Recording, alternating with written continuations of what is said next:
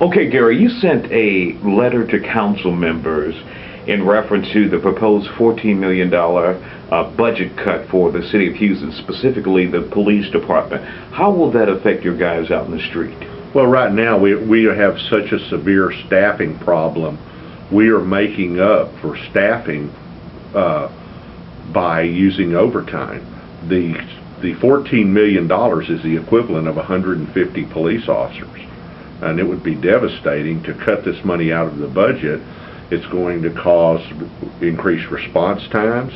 It's going to jeopardize our officers' safety. We'll have officers responding to calls without backup in emergency situations. This is very ill-advised to do something like this. How will this affect the public? Should the public be concerned about this? Well, back in 1987, Mayor Kathy Whitmire's administration did this same thing, and it resulted in a crime wave here. And so this is just not a police officer issue. This is a public safety issue. Certainly.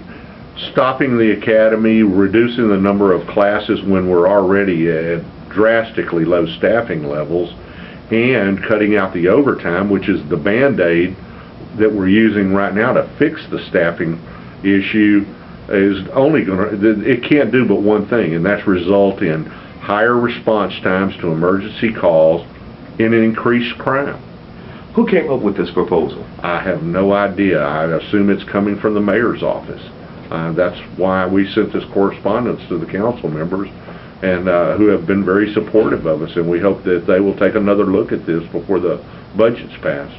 Now, it's my understanding there are 1,200 potential applicants for the police academy who are in the process.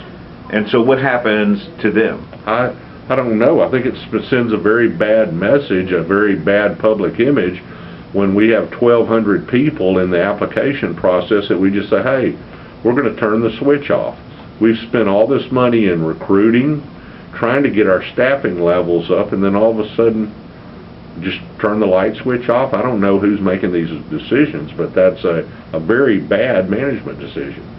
It appears that HPD could become a less attractive place to work, according to the information in your letter, because the $12,000 bonus won't be there anymore, and you're reducing the cadet pay from $43,000 to $31,000. Right. The bonus, the signing bonus, was really put in place to make up for the pay compensation deficiencies compared to the other departments that we're competing with.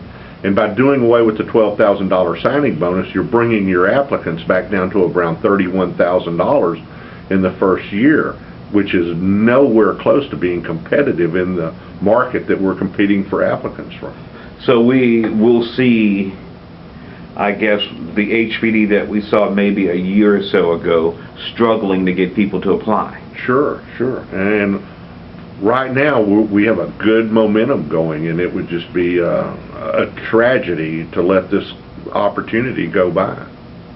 What kind of response are you getting from the mayor's office, and what kind of response are you getting from council members? I've not gotten a response from the mayor's office. We have had council members contacting me this morning, and they are supportive in putting these numbers back in the budget, and we hope and pray they do.